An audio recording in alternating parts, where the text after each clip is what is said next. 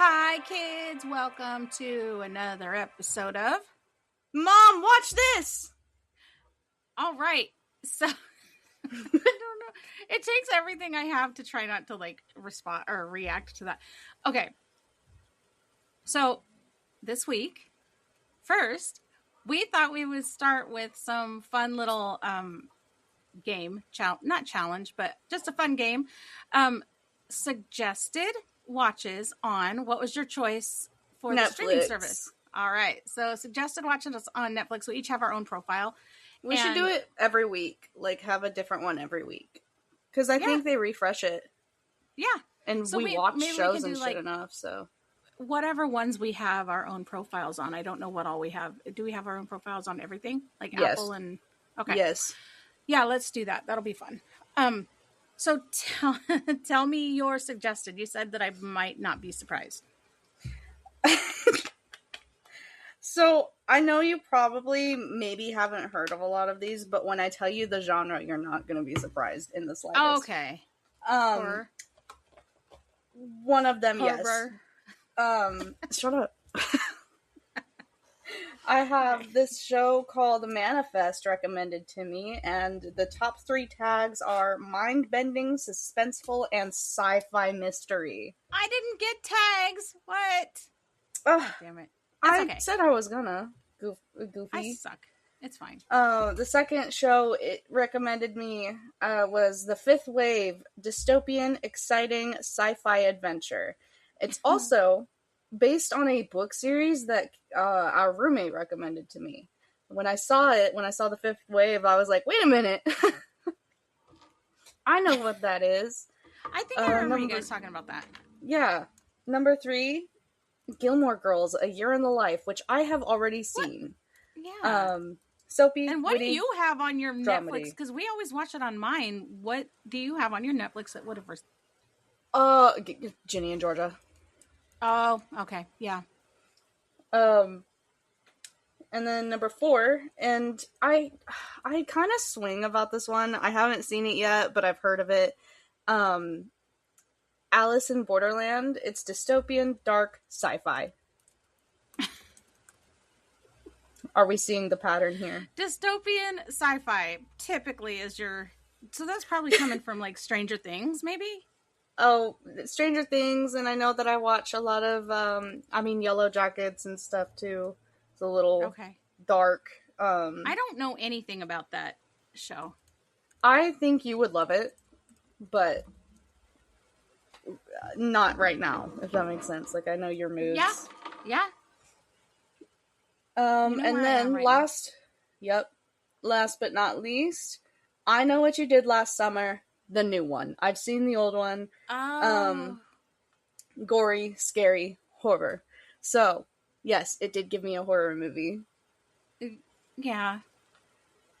I don't remember if I liked the second one or not. I think I was just... You haven't seen it yet? Yes, I have. What? I would see it in theaters. Yeah. By yourself? Without me? Yeah. It didn't just come out, did it? Jerk. No. Sorry, I went to see the second one. Not the new I Know What You Did Last Summer, but that's what I was went saying. To see the... Okay, my bad. No, I haven't seen that one yet. I was like, what the fuck? I was so sad. Because you knew I wanted to see it. We almost did. What I was thinking. I was about to be so sad at you. Sad at me. Okay, so mine, you're not going to be surprised either by any of these. Maybe one of them you'll be surprised by, because I kind of was. Maternal Instinct. Maternal Instinct. It's a true crime documentary. I was about to say, that's a true crime documentary, isn't it? It's about a faked pregnancy. I actually listened to... Wait. Yeah. Uh-huh. I think you... I've listened to this story, actually. I think Slater covered it. I also think that the girls that... I think My Favorite Murder covered it. Mm-hmm. Yep. I mean, there's a ton of fake pregnancy documentaries, but I'm pretty sure I remember this one specifically because it happened in Texas, and she married this guy, and he was like this rancher or something. He had a lot of money or whatever. And oh boy. Anyway, yeah. And then she ended up like... Whoa. Yeah. Okay. So... We can't just say shit like that. I need you to put a trigger warning, like edit it. I will. I'll put it on the thing. Worst Neighbor Ever. True crime docuseries. True crime documentary. Yep. Yeah, docuseries. Same thing. Same thing. Yeah. And it's basically exactly what it sounds like. I've watched. I feel like I've watched the one that it's a spinoff from, like Worst Roommate Ever, some shit like that. Let's see. Then I Will Find You. Whoa. It's a series, though. This one is not a true crime. A father imprisoned for his son's murder receives evidence suggesting his child may be alive. So it's a thriller. Yeah, so I'm going to have to Fake watch that true one. crime. Yeah, I'm going to have to watch that one, actually. Except for it's a season one, so I'm going to have to wait. So it's probably going to be like A Good Girl's Guide to Murder or something type. Oh, by the way, the second season is out. Ooh. The Crash, another one that I've seen other documentaries about. Another true crime documentary. Big shock. Is there anything that's not true crime related? Well, that one wasn't. It was a thriller. Yes, there is. So here's the one that's going to surprise you. Voicemails for Isabel. It's true crime, huh? No. Jill leaves a voice message to her deceased sister telling her about her chaotic life in San Francisco. Unwittingly, a mysterious Austin real estate agent begins to receive their confessions to each other. But it's a rom-com. Oh. It's listed as a rom-com. I know. That unsettles me still. I know. Ooh. Okay. Gross. So those are my suggestions. The rom-com I figured would be a surprise to you because it was like, what? Well, not necessarily, because when you do watch romance, it is always a rom-com. That's fair. I do, but it has to be more comedy than romance for me. So, I don't know. Anyway, so today, what was our linking thing? Pirates, and we are covering the Goonies and Treasure Planet. So tell us all about, are we starting with the Goonies? Yes. Okay, tell us all about it. So, the Goonies pulls out a scroll. Yeah. Hear ye. I'm just kidding. It's not that old. It came out in 1985. It's not that old. So anyway, it was 41 years old. Anyway. Okay. Nope, it's fine. The Goonies was written by, the screenplay was written by Chris Columbus. Oh boy. What? He sure sounds like he knows how to find his way around town. Anyway. Directed by Richard Donner. The story creator is Steven Spielberg. And it stars Sean Astin, Josh Brolin, Corey Feldman, Jeff Cohen. I don't know how to say his name. Who? Data. It's something Kwan. Is it Huey Kwan? Something like that. I don't want to be rude. I know, you don't want to offend. I know, I'm the same way with that. Martha Plimpton, Carrie Green, Joe, that's Italian as fuck, Pantoliano. I bet he's one of the brothers. Yes. John Matusak.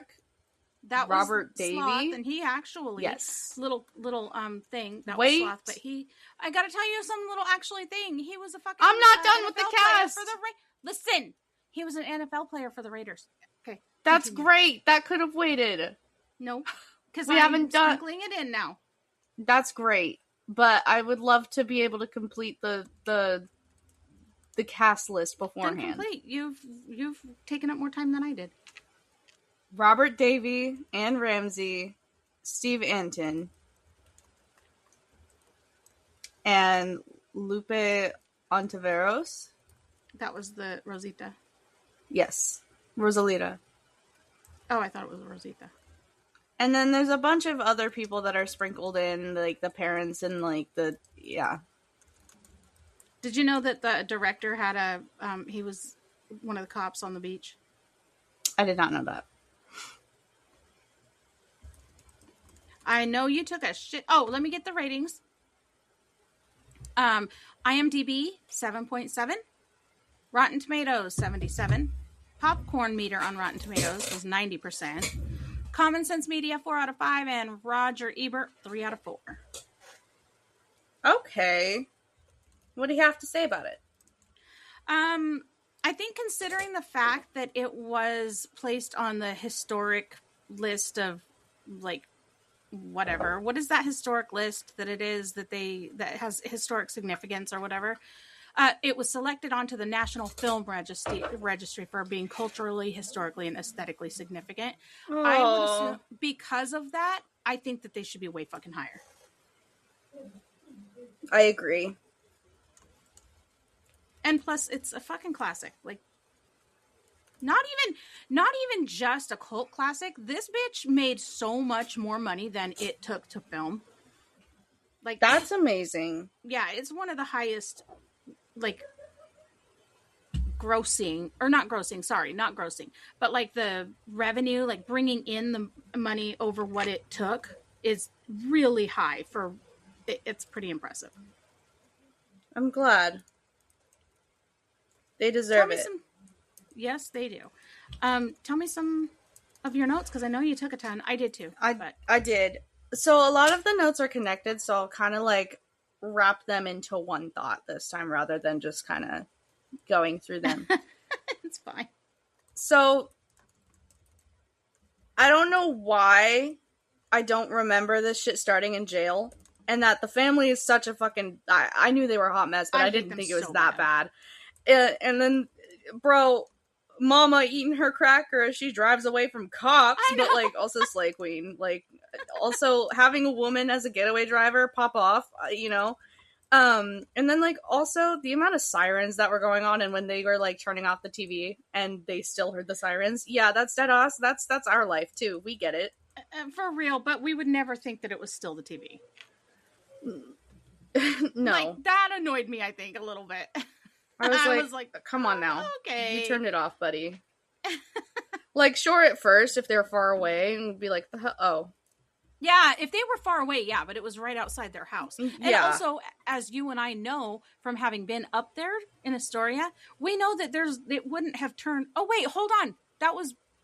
Yeah, it was right by the house. Never mind. It wasn't right by the house, but the way that... But where I was seeing it was not, because that house is on a hill. There's no way that the cop car... It's like on a really... I don't know, a little tiny road on a hill, so there wasn't room for those cars to be going like they were going, all the sirens and stuff. There wouldn't have been. It's the Fratelli stuff. Well, it's Fratelli, but it's also, I know the way that they do that in films, they make different things look like they're closer, because like the way that they made it look is that Astoria and Cannon Beach were like boom, boom, like Cannon Beach was the beach at Astoria, and that's not the case. Yeah. It's like 20 minutes away or longer. So, I don't know if it's longer. It doesn't feel like that to me, though. He definitely would have taken forever to get there on his bike. Like, that would have taken a long-ass fucking time. It's a movie. And then also, the little restaurant, the inside of it, it's way further, because it's way far north, Astoria. Yeah. So, did you know that, so I tried to point it out when we were watching it, but in the background of the house, when you're standing on that hill by the house and you turn around and you see like parts of Astoria, you can see the elementary school that they used for Kindergarten Cop. Yes, I've actually been just outside of that. You guys took me to that. Yep.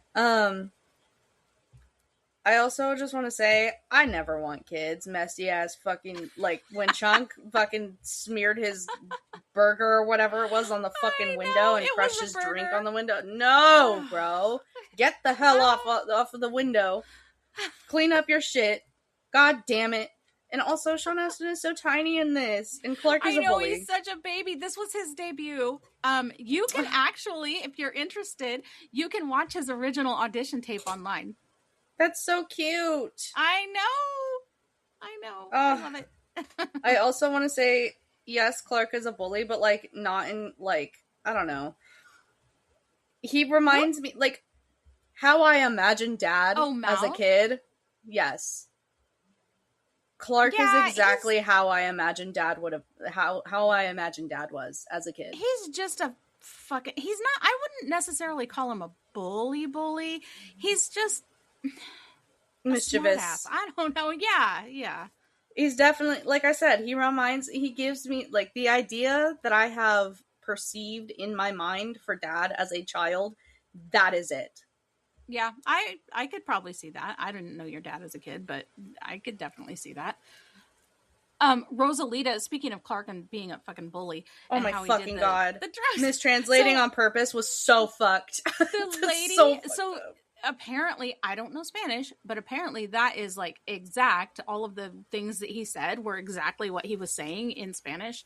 That's fucking hilarious. Because the woman who played Rosalita, she actually speaks, she's, US born, and she speaks English perfectly, but she's the one who helped them translate that all the way it needed to be translated, instead of just taking, this is what this word means, and this is what, and then pull that all together and have this fucked up translation. She actually helped him so he could sound like he was speaking fluent Spanish. That's super cute. I love it. That was funny. He goes, heroin in the middle drawer, cocaine in the top. Always separate She's looking the like, drugs. What the hell? This family is crazy. Don't go up in the attic. That's where he hides all of his sex toys. The sex torture devices. Oh my god, those awful. When you Clark, said you you can't would do hate that shit. You're not having kids, so I guess their energy, all of the kids, the Donner, whatever the fuck his name is, Richard Donner, he loved them all and everything, but their energy was just a lot, and he lived in Hawaii at the time, so he could not wait. What? To go back home? He couldn't wait to go back home. He loved them and everything, but he couldn't wait to go back home. But then when he got there, the cast greeted him at home. All of them. Oh my god. Oh my god. Fucking assholes. I mean, that's cute, but... I have one note that just is the upside down dick. That's all it says. Oh my god. And then he goes, looks right to me. Okay, Chunk. That shit fucking made me die. It looks correct to me. Also, I know it's an 80s look and probably hella fucking cringe, but the urge I have to go to the gym with those shorts over leggings. Whatever. You can do whatever you fucking want. Like, you're so right. Funny to me. You know what was really funny is that she was wearing the shorts over the leggings, and Brand was wearing the shorts over the sweatpants. And I'm like, what the fuck? I love that look. Doing? I don't know what about it. I love that look so much. I don't understand why. I used to wear, in late 80s, early 90s, I used to wear like fringed cutoffs, but they were like Daisy Dukes, like up my ass, basically, over leggings all the time. So yeah, I remember like legging shorts or bike shorts. Yeah, whatever. I remember in 3rd grade, this girl, Caitlin, wore shorts over her leggings all the time, and I don't know why that's so fucking cute to me. The layering is adorable. If you like it, fucking wear it. I might. Whatever you want to do, we can do that. That's what is really cool about now, is that nobody fucking cares. You do whatever you want. Nobody gives a shit. I got pissed, speaking of the shorts over the leggings, because I'm gonna say it again, I fucking hate cheerleading in movies. I hate it. Hire a fucking technical advisor or something. Like, oh my god. It was making me insane. I'm like, it would not take any money at all to hire a little fucking real cheerleader or a real cheerleading advisor or somebody who knows how to fucking do things to come in and coach them for 5 minutes. Anyway, god damn it. Makes me insane. My mom was co-captain of a cheerleading team. Just insane. I could not be in this friend group. Oh my god, the amount of time that they were talking over each other. One at a fucking time, please. The amount of times I can't. We do that shit all the time. On here even. Okay, it's different when it's one-on-one. Fair. When it's a whole fucking group, shut the hell up, I'm overstimulated. I mean, they're a bunch of kids.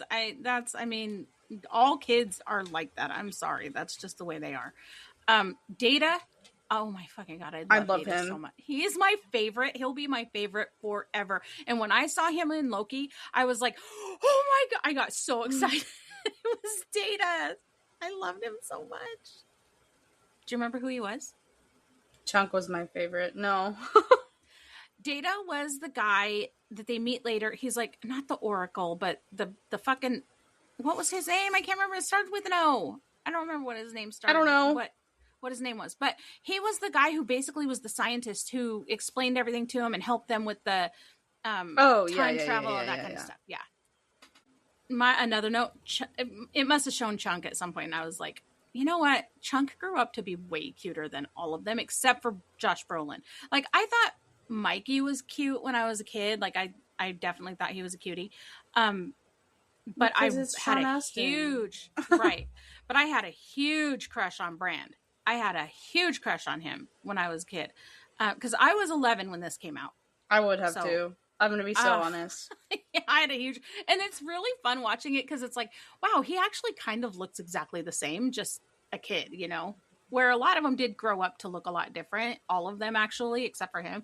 But then it was like, I never had a crush on Corey Feldman. I can't say the same. I never had a crush on him. I can't say the same. However, so when you think about Corey Feldman, if you grew up in the 80s, when you think about Corey Feldman, you have to think about Corey Haim. I had a huge crush on Corey Haim. He also auditioned for the role of Mouth, and that's where Corey met Corey.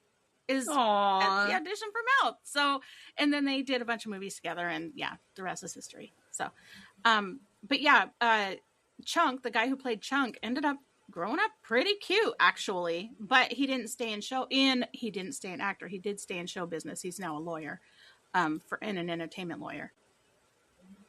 But during filming, or right before filming or something, he had chicken pox. And he was so worried about losing the part that he came back. He came to set anyway. And I guess you can see like some of the scars or the pox or whatever when he does the Truffle Shuffle. And he was so when they asked him to do it, he was genuinely, like, his reaction on that was genuine because he was really worried about it. And so Donner made the whole cast leave so he could do it without everybody there. Yeah, I thought that was kind of nice. I want to go on a little experience tour, like a Goonies scavenger hunt on the coast to find One-Eyed Willie's treasure. Me too. In fact, I put a little note. Who didn't want to go on this exact adventure? Like, seriously, how fun. Also, these kids are selfless as hell. You're telling me they finna treasure hunt to pay their parents' bills? I know. Well, they wanted to stay together. That's so cute. And I also have another note. Do these children and like also Brand not know how the fuck to ride a fucking bike? Well, okay, so in Brand's defense, he was on little. I understand. I get that. All right. I'll give him a small pass. But the rest of them, what the hell are you doing? How they're like jerking it side to side and stuff. It's like, you're gonna fucking crash, you dumb bitches. Oh my goodness. Mikey and that goddamn inhaler also make me insane. Every time I watch this, I'm like, that is not how you. Yeah. And people with asthma, you know how it goes. You know how to do it. Yeah. And also, Troy's a bitch. All my homies hate Troy. Oh my god. Also on that inhaler, if that was albuterol, he was taking it way too often. You cannot. He would be like buzzing. Like, that shit is no. That would have messed his heart up. You can't do that with albuterol. I know that like you can change the color of the casing, but I know it was gray, so it might not have been. Yeah. Well, it was, but my albuterol, it has a red thing because it's a sample thing. Because I have had that exact looking inhaler that he had. I had the red one too. Okay. Well, I had one that looked just like his, and it was albuterol. But it doesn't matter. Like, who knows what it was. That was, who knows? Also, when Anyway. they're outside of the Fratelli's little, like, restaurant, it's really, like, a broken down shack, y'all. I'm telling you. They're outside it was of just this. their hideout. I don't know that it was theirs. It was just a hideout. But Chunk was, like, freaking the fuck out. And I love how Mikey came up and just hugged him. Like, shh, I quiet, know. Chunk. I was like, what the fuck? And then Clark's fucking Mikey around was in there. Pretty sweet with all of them. Yeah. Mikey was pretty sweet with all of them. And Clark's fucking around in there with the fucking, like, you know, his nickname is Mouth for a fucking reason. Mm-hmm. And I was sitting there and I'm like, man, Clark ain't take shit seriously. Holy fucking shit. I know, even the fucking bad guys. He's just like, whatever. Like he had, Bro. I need to do a blunt rotation with him. He actually, Corey Feldman is nothing like that. He takes everything seriously. But who Mouth reminded me of was, so if you could take Slevin and make him a kid, imagine that's probably exactly who he would have been. Yeah. Like, okay, whatever. I have these gangs after me and it doesn't matter. It's fine. Bro, the whole time, you know what? Never mind. Go listen to the episode. You know my thoughts on it. Unlucky number 11. Yes. I don't remember what number that was anymore. I don't remember. Maybe 13? I don't remember. I like that the girls ditched Troy instead of laughing along like they do in all of the 80s movies. They're like, fuck this guy. Yep. Hell yeah. I loved that. And I loved how she fucking girl. put his sweater over the bucket that he was... How are you going to fucking pull all those people up in a bucket, fuckhead? Like, what? He's dumb. Anyway, but I loved how she put that sweater on there. Like, you can fuck right off. I'm going with these guys. When they found the counterfeit money and did a $50 bill. $50 bill. I have that too. I would have listened to Chunk about, like, you know, hey man, I don't have a good feeling about this. This doesn't feel safe. Okay, dog. But the problem with Chunk is that he was the boy who cried wolf. I understand. But like in a I don't know. I think it's a when and where, and that is where I would listen to Chunk. Yeah, maybe. I don't know. It's a stiff. Ew. And poor Chunk, bro, because they just shoved his ass in the freezer with the dead body. Like, hello, did nobody turn around? Me a little bit. Well, he was trying to like push him back, right? And that remember when when he's eating the ice cream and they fucking take the spoon away from him and he's trying to get it. So I guess they took the ice cream away, but they didn't take the spoon. But then they did take the spoon and he's like, and then he started crying. You can hear the directors. I guess you could hear the director laughing because he made him laugh. It made me laugh out loud again too. Fucking laugh. Oh my god, it was so funny. Oh my god. And then I was like, why is everything in the country club like breaking? This shit's poorly made. What the fuck? Like one minor little issue in the underground should not fucking break every goddamn pipes thing. Are pretty crazy. I don't know. I don't know, man. Especially in an old. I mean, Astoria is a really old town. So dude, yeah. I mean, I could buy it. When the Fratellis got Chunk. He folded like laundry. Motherfucker told him everything. And that one guy's laughing his ass off. I want to memorize that so bad so that, like, I don't know why. Like, I feel like if I use that when I'm, like, playing Overwatch and getting frustrated, I feel like it'll make me feel better. Do you remember when that bitch ass... Okay, so listen. I don't think the Fratelli brothers would have been as bad as they were without that bitch mom. She was so awful. I hated her so much. I think that they would have been really kind without her. She was awful. She was awful.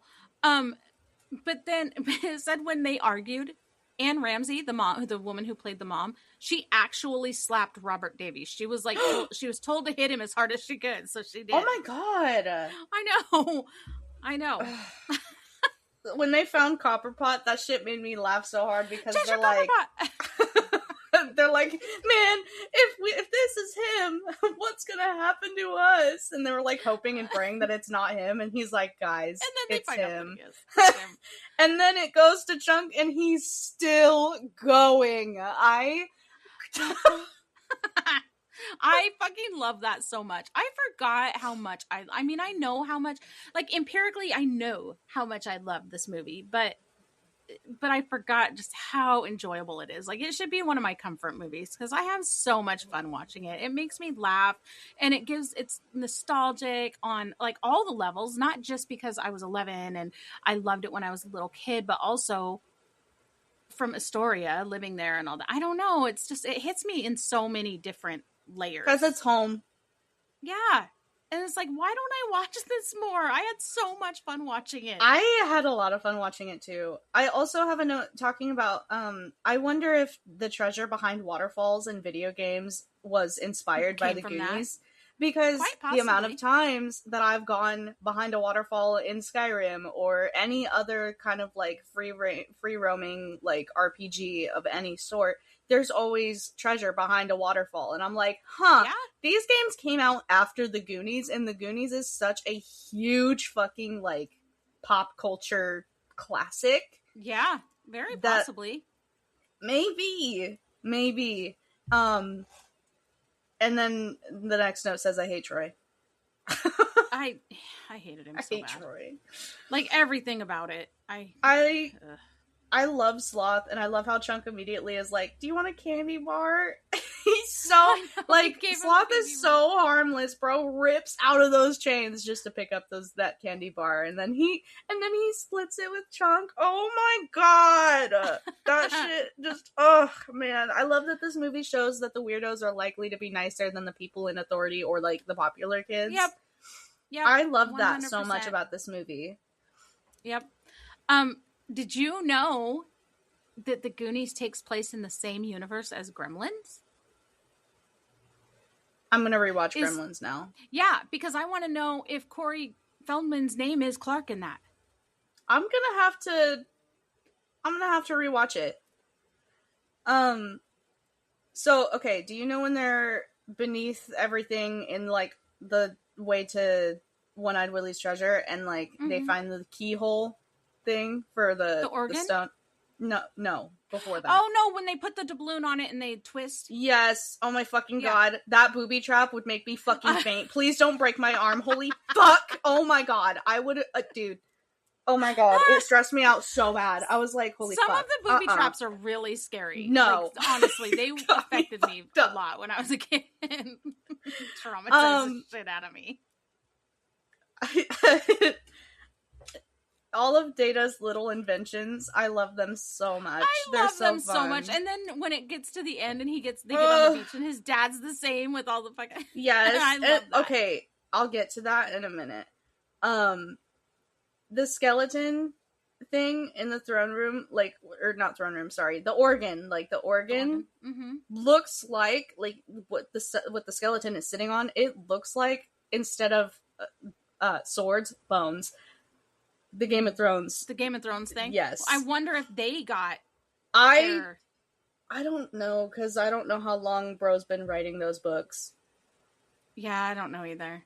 Well, but the visual, though, would have... Maybe, yeah. New, you know.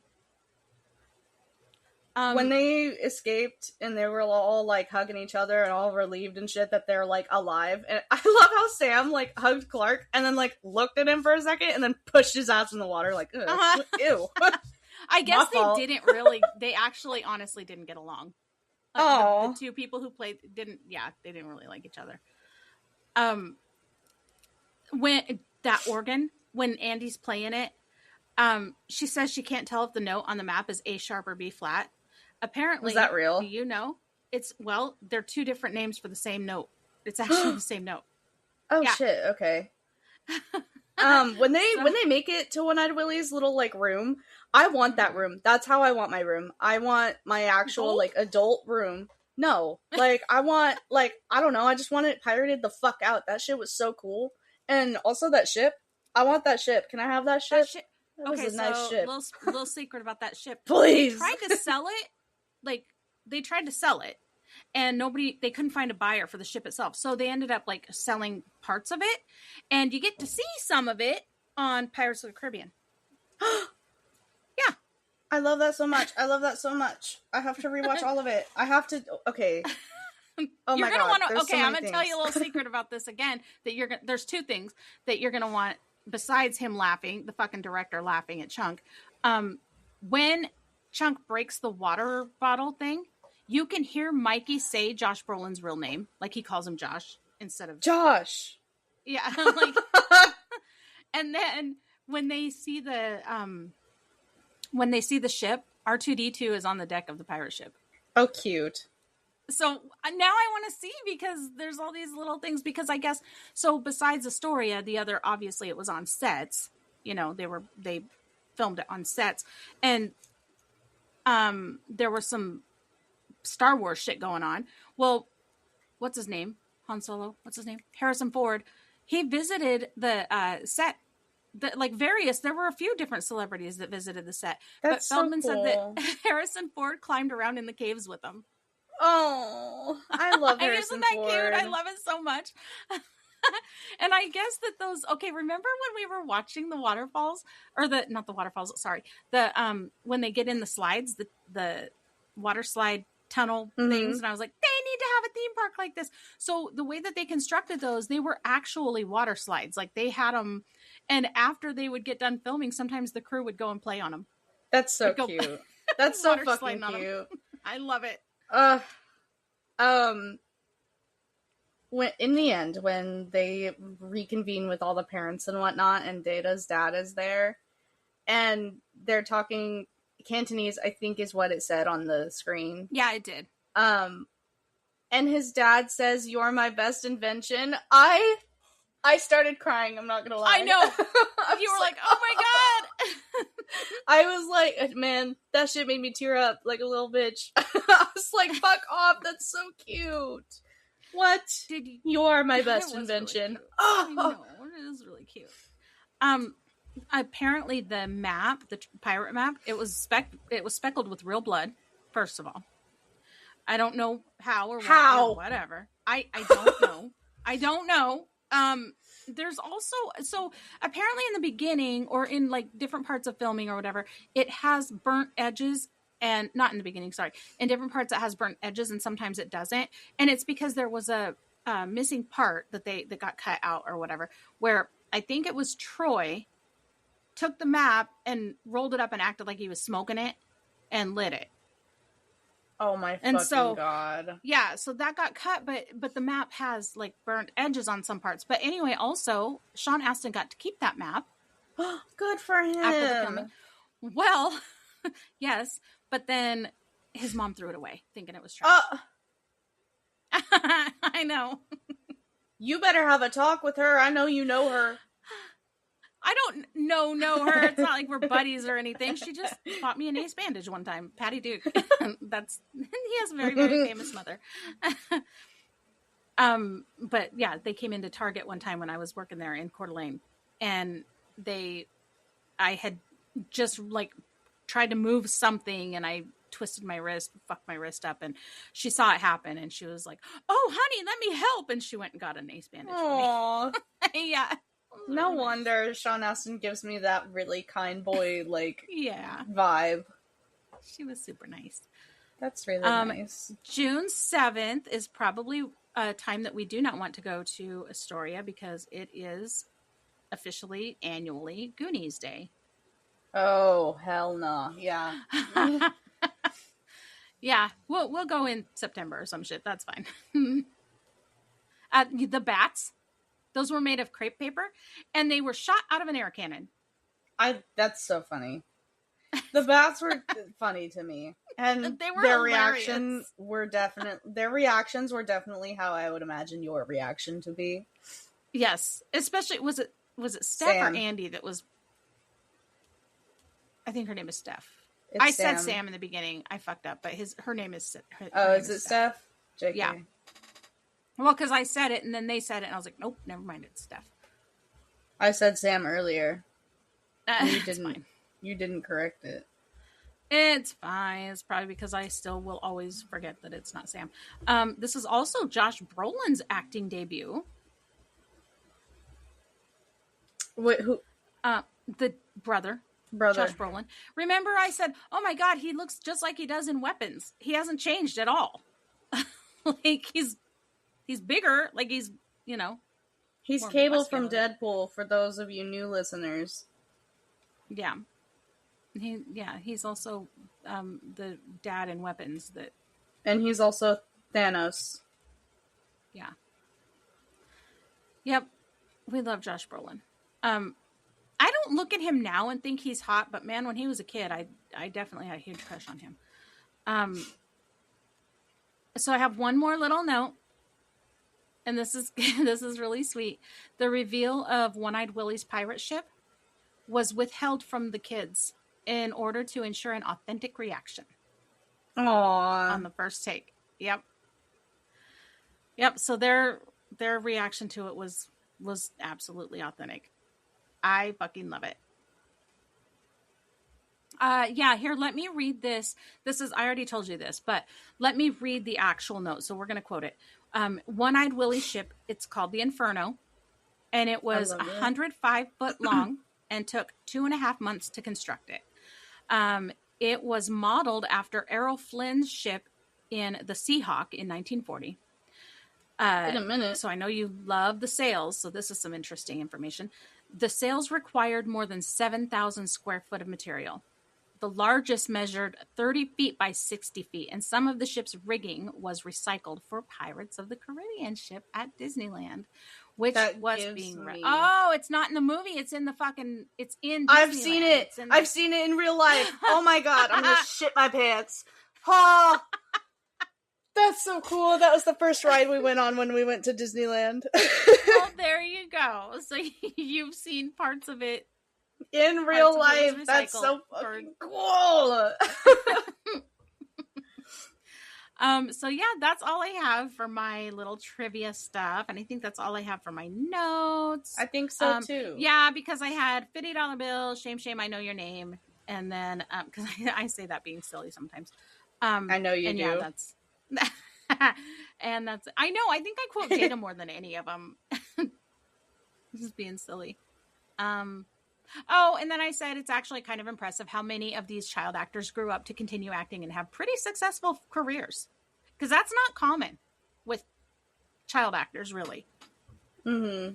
And they did pretty good. So, so you're all done. Do we want our 6 degrees? Yes, please. I think I might know who it connects to, but I'm not gonna... Who do you think? I think it's gonna be... oh my god, why can't I remember it? Cameron from 10 Things I Hate About You. Okay, you're right. So, Sean Astin, who was in the Goonies, was in Rudy with Jon Favreau. I want to see that movie. I think you would probably get bored, but it's a good movie, but I think you'd get bored. And I think it's not super historically accurate either. So, so Jon Favreau was in the movie Chef with Scarlett Johansson. Scarlett Johansson. Scarlett Johansson was in Don John with Joseph Gordon-Levitt. Joseph Gordon-Levitt. Yep. Dad clocked that name so fast when I told him that the voice actor for Jim was him, and he was like, "Oh, Joseph Gordon-Levitt," and I was like, "What the fuck? Why can't I? Why can't I do because that?" It's not. I fucking forget his name all the time too. But so Joseph Gordon-Levitt was in Treasure Planet. Now tell us about Treasure Planet. So Treasure Planet was actually both co-written for like the screenplay and directed by a team of 2 guys, Ron Clements and John Musker. They also did The Little Mermaid, Aladdin, Hercules, and Moana. And the cast starring Martin Short as Ben. Okay. Yeah,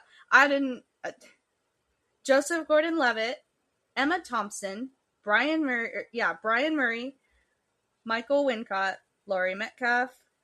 The hell? Sorry. Roscoe Lee Brown, Dane A. Davis as MORPH, Tony J. I actually have a note about Tony J in just a sec. Patrick McGowan, David Hyde Pierce, Austin Majors. There's a lot of characters in this. Jack Angel, D. Bradley Baker, Corey Burton, Roger Bumpus, Bob Bergen, Where the hell is his What? mom? Who? I can't find his mom. Oh. Mrs. Dunwitty. Jane Carr. That's not her, by the way. That's just... I have a note about Mrs. Dunwitty. But yeah, that's a pretty big... Oh, Laurie Metcalf plays his mom. I thought for some reason it was somebody else. Who did you think it was?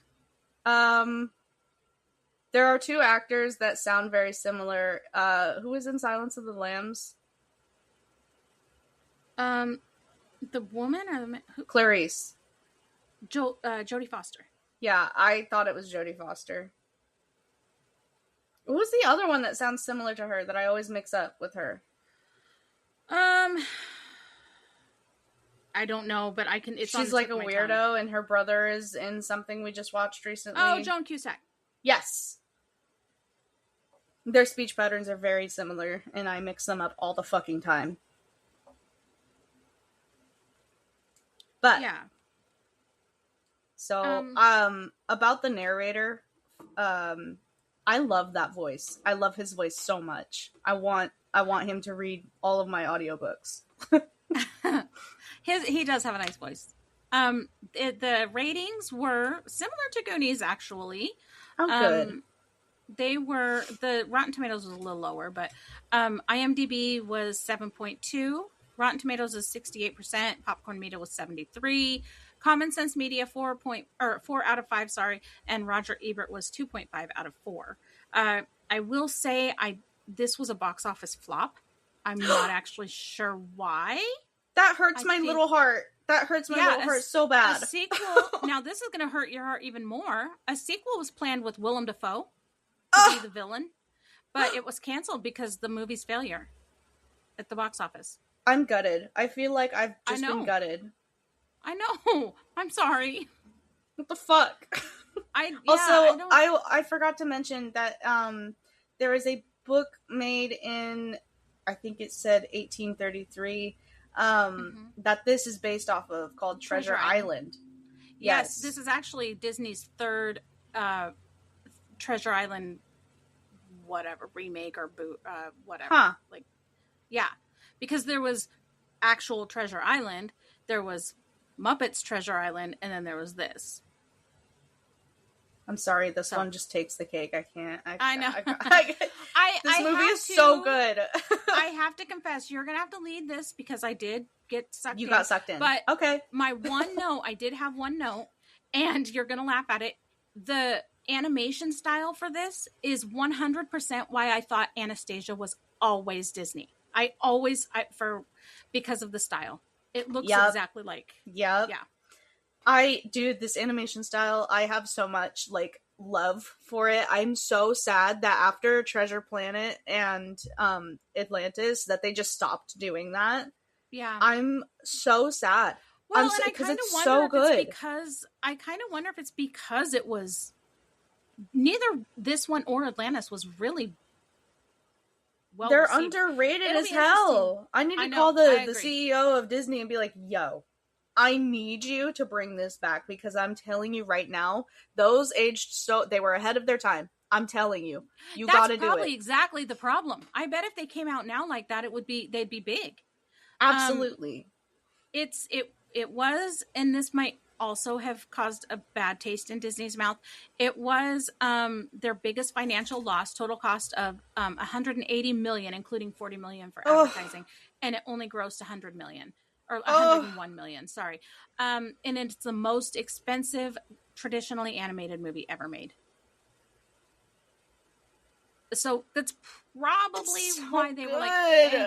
Oh my God. Yeah, I don't know. I need everybody who's ever seen it to rewatch it and then tell me what they think, because I feel like watching it now is a different experience than watching it when it came out. Probably. Yep, probably. I don't remember because I don't think I had ever actually sat and watched it before whatever day we moved. No, because you walked away the last time I put it on. I'm sorry. I suck at that game. And you know what? I used to get so pissed at my parents because they did the same shit to me. Tom Cruise, Michael J. Fox, Anthony Michael Hall, and Jared Leto were all considered for the role of Jim Hawkins before. Interesting. I'm glad that they went with Joseph Gordon-Levitt. I am too. I think I don't enough think anybody else and, could and he was do it. Yeah, and Jim Hawkins was supposed to be 15 supposedly. So what? I don't think any of the rest of them. Yeah, we just letting this 15-year-old go off on his own with a bunch of fucking strangers. I know, right? Well, but didn't he have the dog guy was part of his family? Yeah. What the okay. fuck was his name?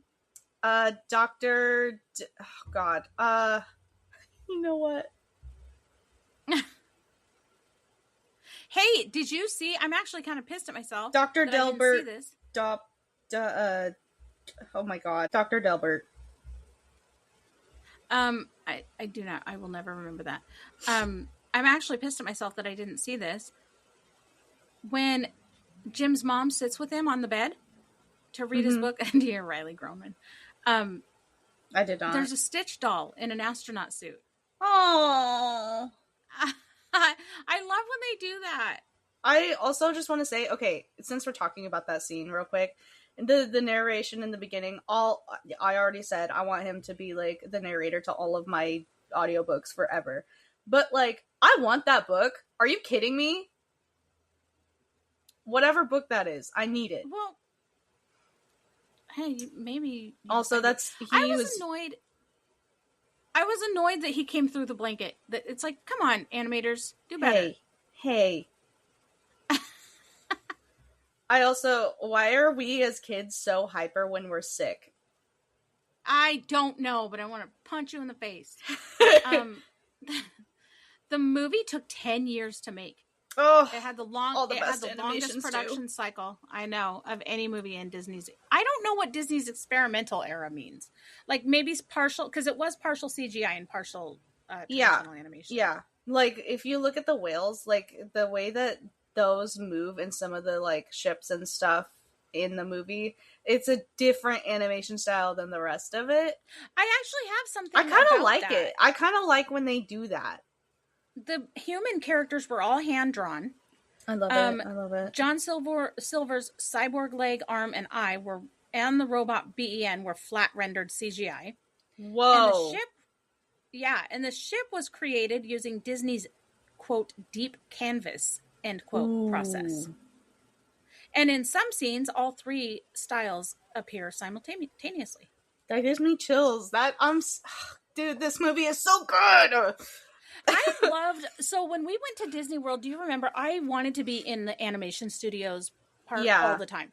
That was so fucking fascinating to me, because it was shown, and then we went in and drew our little pictures of Tinkerbell. It was Tinkerbell. It was so fun, and I actually was kind of shocked at how good I did, because I usually suck artistically, but the way that they showed us how to draw, I was like, holy fuck, I'm actually pretty good. Goodness. I also forgot about the music in this. Like, the second the music started up in this, I was like, I forgot. I was so happy. I love this and I did the soundtrack. same. So we're sitting there watching it. I was like, oh my god, is this John Resnick? Is this the Goo Goo Dolls guy? Can you see who this is? Because I got so excited I recognized his voice. I think after that, when he kind of gets like escorted home by the cops, it's the fact that he's had that violation so many times that he's got the code memorized and helps the guy out. He's like, oh yeah. Also, in that same scene, like after the cops leave and like his mom's kind of, lecturing him about this and whatnot, and she's like helping, she's like serving food to these people. Mrs. Dunwitty, she's like, I'll be right there, Mrs. Dunwitty, and it like pans the camera to her. Is she related to Blinkley? Because maybe. She looked like the same fucking creature. Maybe, but didn't. They're pretty. They reuse a lot of like base stuff. I mean, yeah, but like that's such a unique base, though. That's true. How do you say Jim Hawkins' middle name? I have no clue. Pleiades or I don't know. Anyway, it's a star cluster located in the constellation Taurus. FYI. That's so fun. I love that they used that. Another little thing that they did, and this was like a nod to the Treasure Island author. So the Treasure Island author's name is Robert Louis Stevenson, RLS. Remember the name of the ship? Yeah. The RLS Legacy. Yes. Isn't that cute? I love it so much. This movie is so goddamn good. I can't. I also, when they're escaping their house and also diner from like the pirate raid, Delilah is so cute. I want her so bad. I love Delilah. Which one? That she's the little thing that like pulls the cart. Why don't I remember her? Because she's there briefly. She's not there very. She's very quick. I want her though. She's so cute. She's like a slug creature kind of, but she's like kind of moves like a dog. Dude, the creatures in this movie are so cool. I do like the creatures. They were kind of fun. They were fun. You know when John Silver is chopping the shrimp? Yes. So, okay, one of my favorite things when I'm looking at trivia for these movies, these Disney movies and stuff, is how the animators take trips and do things to study before they do the thing so that they get the animation for things just right. I love it. So with this one, they visited a Benihana restaurant to take notes for the scene where that doesn't surprise me. Did it remind you of that? Yes. The map, the fucking orb thing, that thing is so goddamn cool. I want one. Cool. Like, I think it would be doable in today's. Absolutely. Also, okay, when I first saw this movie, I had a fat ass crush on that captain lady. Captain, what's her name? I don't remember. She's so authoritative. It was initially, so her hair was initially supposed to be black, but instead they gave her the same color hair as her voice actress, Emma Thompson. Oh, I love it. Yeah, I like that too. I know you love these little tidbits. So, when Jim and Silver were coaxing Morph to come to them so they could get the map, that was ad-libbed. Oh my god. He's like, I always love when we find out those little things. Dog parents. Yeah, you said that when we were watching. You're like, it's like dog parents. I love Morph so much. I know I said it like 1,000 times while we were watching it, but I love Morph so much. He's so funny. We have another Shakespeare connection. Oh, do we? Yeah, the villain, Mr. Scroop. Mr. Scroop. So, Mr. Scroop. Spider Psycho. Spider Psycho. Yeah, Spider. Lord Scroop is a character in William Shakespeare's Henry V. Huh. Yep. I love finding Shakespeare connections too. I do. I like when you do too. The music and the montage. Like there's something in almost all of it. I think so too. The dad one. The music and the montage hits me, and the montage hits me, and the bonding. It hurts my heart so fucking good. It hurts so good. I know. It's sweet. It's sweet. And it hurts. Like I said, I don't have any more notes. I don't have any more trivia, so you get to lead now. And do you have any questions? Yeah, I want to say that I don't have any questions for you. I'm sorry, not yet. But I want to say that, like, my heart really broke for Jim when he, like, kind of starts coming up from, like, the down below deck, and he, like, overhears the cyborg, John Silver, talking to the crew about how, like, he means nothing to him. He's just like, dude, I imagine finding a father figure after your dad has been gone since you were tiny. And he says that shit, bro. Oh my god. Cruel, that shit hurt my heart so bad. Well, like, bro didn't know he was listening. Yeah, he didn't know he was listening. Like, I think if he knew he was listening, he would have fessed up. Like, maybe. I don't know. Because he was kind of shitty to him after they got the map. Yeah, and then, like, every time he threatened to shoot him, he always, like, put the gun down. He couldn't do it. He loved him so much. And I just, like... Yeah. Oh, man. Oh my god, and when they found Ben, yo ho, a pirate's life for me. I got a kick out of that because, like I said, when we were watching it, so this is the problem. I don't take notes, but then I fucking chat throughout the movie. When we were watching it, I said his name is Ben, Ben, Ben, and it's cute because there's a movie called Short Circuit, and it's about a robot, but the creator's name is Ben, and he calls him Ben, Ben. Like he calls him that all the time. He's like, it's not the only thing he calls him, but he does often spell it out. And Ben, I feel like that had to have been like a nod, an inspiration. You didn't look it up? Yeah, it had to have been. No, my fucking dumbass. I forgot about it actually. But yeah, I thought that had to be a little nod. You would actually probably really like that movie. It's 80s. It's kind of campy, but it's really cute. You know I'm a sucker for that though. I know. Yeah, I said that and then I'm like, wait, she actually likes that shit.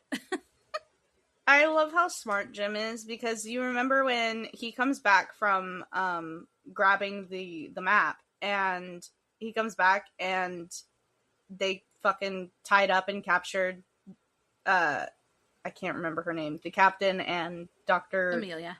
Yeah. And I forgot his name. Delbert, yes.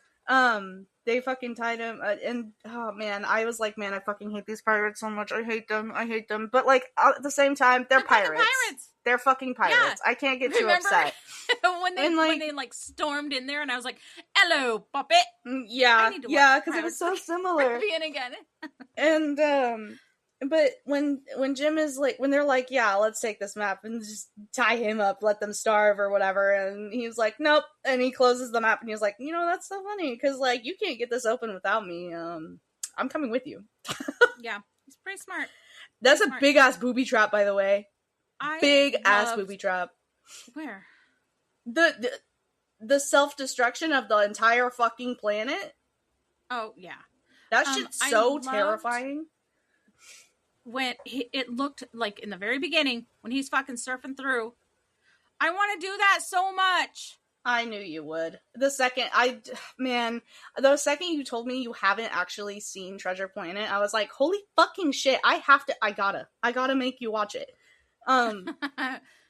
Dude, oh my god. And then John Silver sacrifices all that treasure he worked his whole life for to save Jim. That shit that hurts my heart so good.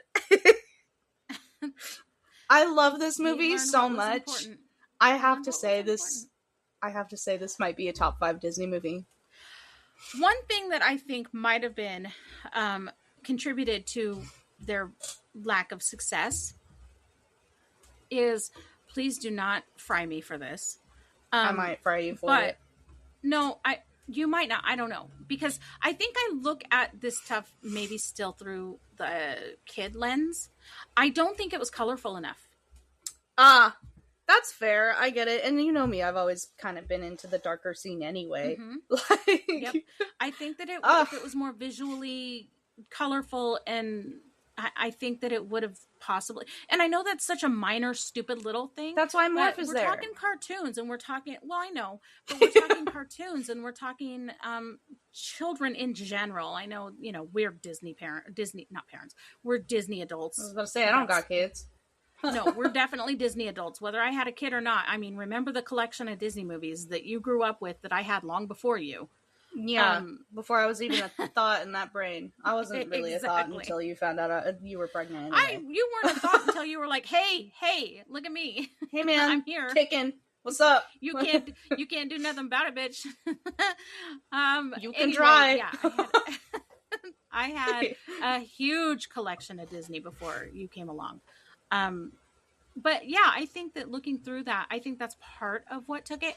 And I also think it might have been more geared toward adult type themes.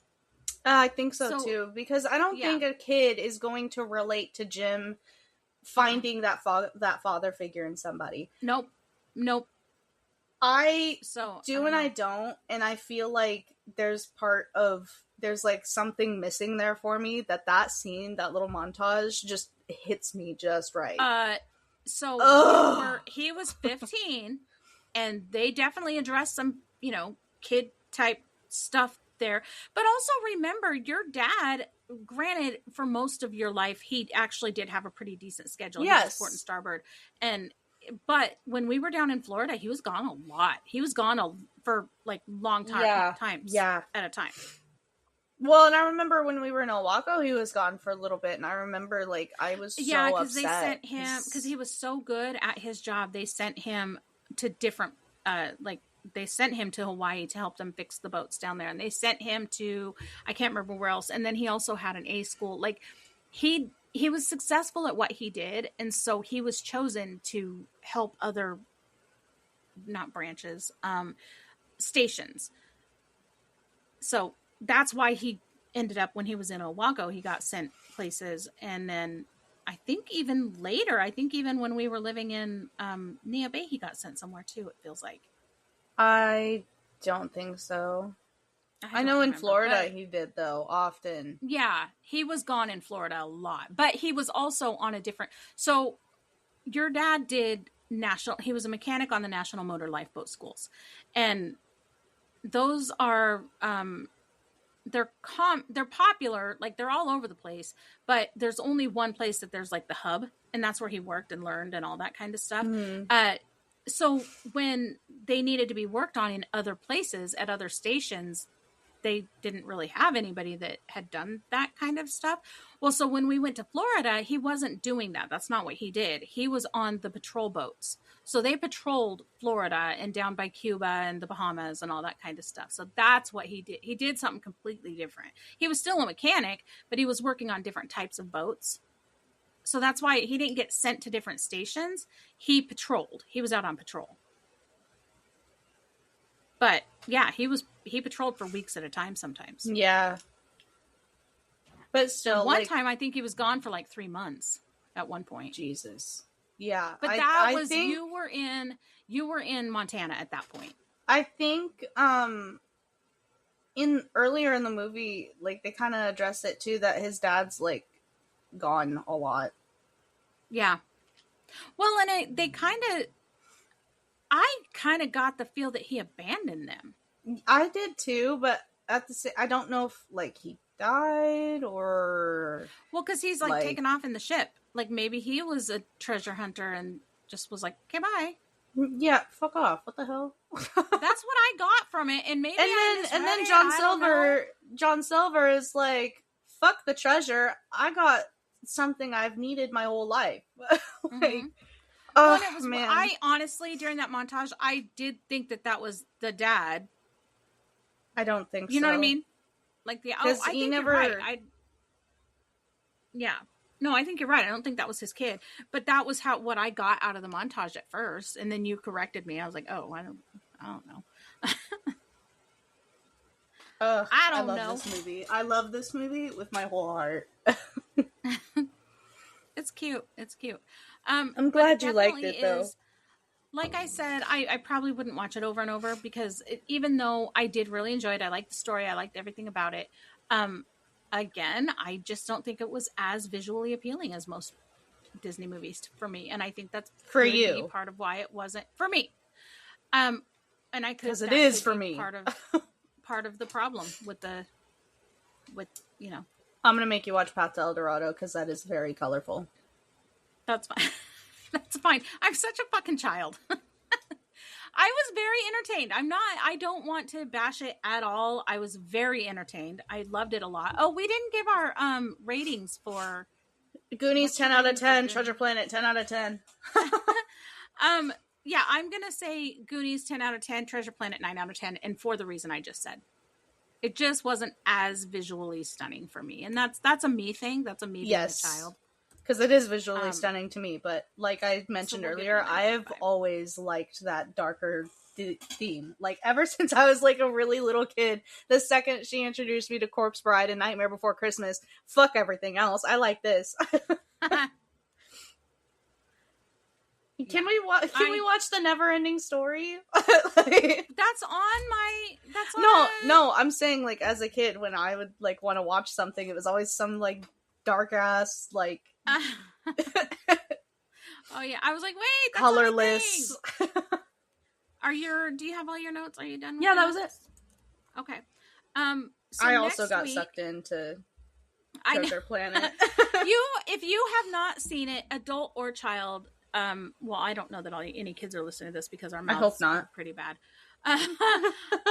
Just our mouths are bad, and sometimes we do address some pretty questionable shit. But anyway, if you haven't seen it, you should watch Treasure Planet. Don't listen to the ratings. Don't just go watch it, because if you like that adventure sci-fi type it's situation, so good. check it out. Mom doesn't even like sci-fi, and that shit had her. She likes it.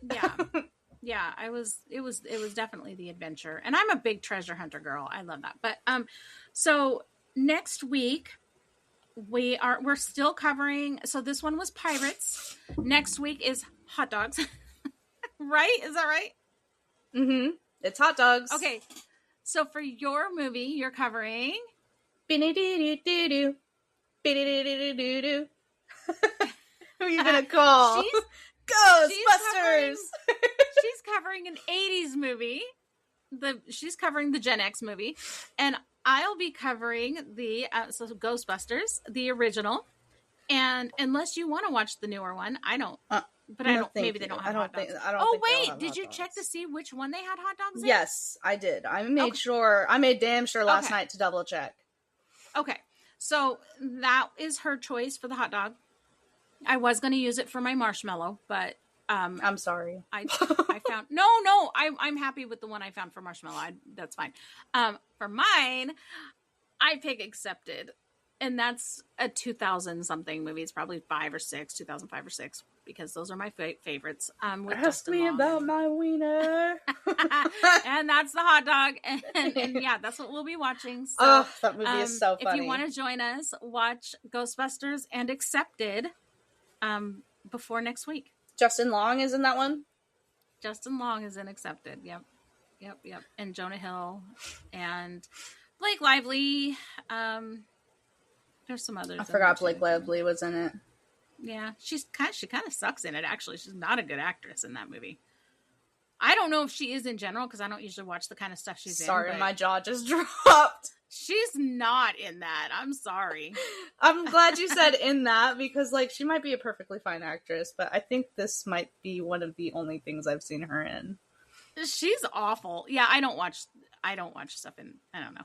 Anyway, there's other people too, but Jonah Hill is absolutely fucking hilarious in this movie. I think I just like Jonah Hill's acting. He's so funny in everything. So there's some things that are just over the top and I can't handle it. This one is another one of those that kind of skates on the line, but I fucking love it, and it chokes me up at the end every time. I laugh the whole movie every time, and I just love this movie. So we're going to watch it again. I'm excited. I'm excited for both movies, because don't yell at me. I've never actually seen Ghostbusters.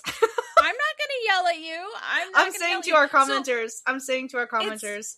The funny part about this is that you're picking a Gen X movie that you've never watched in this podcast of Gen X versus Gen Z of, movies. It's funny to me, but because of this Scavenger Hunt challenge thing, I mean, the rules about that have to be laxed a little bit more. It's a little harder to find something that you've seen that I haven't, or whatever.